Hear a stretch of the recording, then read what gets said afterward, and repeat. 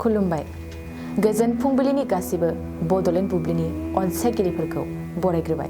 दिनै 15 जानुवारि रबिबारनि फानजामुथिखौ फरायथिनो लादों आं खिलिखां ब्रह्मआ। फानजामुथिनि गिबियाव दं मेष राशि। मोजां सान, न'खराव अनलायनाय फैगोन, खौसेथि गोरोबलायनायनि गेजेरजों थांखिसिम सौहैगोन। बृष राशि। जेरावबो देरहासारगोन, सुबुंफोरनि नोजोराव जै जागोन, थांखिया जाफुंसारगोन। मिथुन राशि। बादायलायनायाव जेननाय लागोन, गोसोनि लोरबांजों जेबो खामानि मावफुंनो हानाय नङा। कर्कट राशि। न'खरनि दावराव दावसिखौ लानानै जिंगासिनांगोन, गोसोआव गुलाय गुजाय साननाय फैगोन।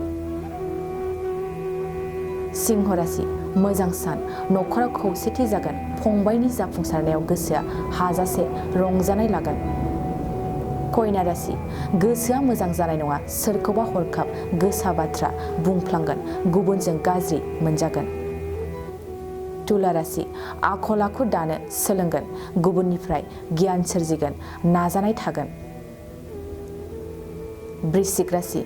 बिसि फिसायनि गेजेराव सोमोन्दो नागारलायगोन, एसे जेंनाखौनो सहायनो हानाय नङा, जेंनाया बांसिनगोन। धनु राशि। फालांगियाव मोजां, जायखिजाया फालांगि खालामनायावनो मुलाम्फा जागोन, न'खराव आय फैगोन। मकर राशि। न'खराव गोथार खामानि जागोन, न'खरनि बायदिसिना जेंनानि थाखाय गोथार फुजा होगोन। कुम्भ राशि। साननाय हनायफ्रा मोजांसिन जागोन, गुबुननि इनाय खामानिखौ निन्दा होगोन, गुबुनखौ सुबुरुन होगोन।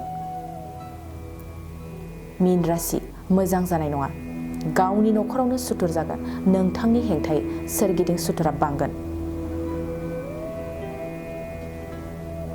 दिनै सानसेनि राशि फरायथिनायाबो एसेनोसै। आसा खालामो नोंथांनि दिनैनि साना मोजाङै मोजां थांगोन, बेखौ बड'लेण्ड बुब्लि न'खरनिफ्राय मिजिंथिबाय। गोजोन्थों।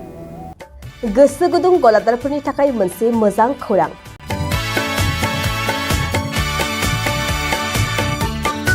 अदालगुरिनि रौता सारियालियाव खुंनो लानाय मिरु एबसुनि 50 बोसोरसालिया जथुमायाव एगजिबिसननि थाखाय गलादारफोरनिसिम जर'खा फोसावनाय।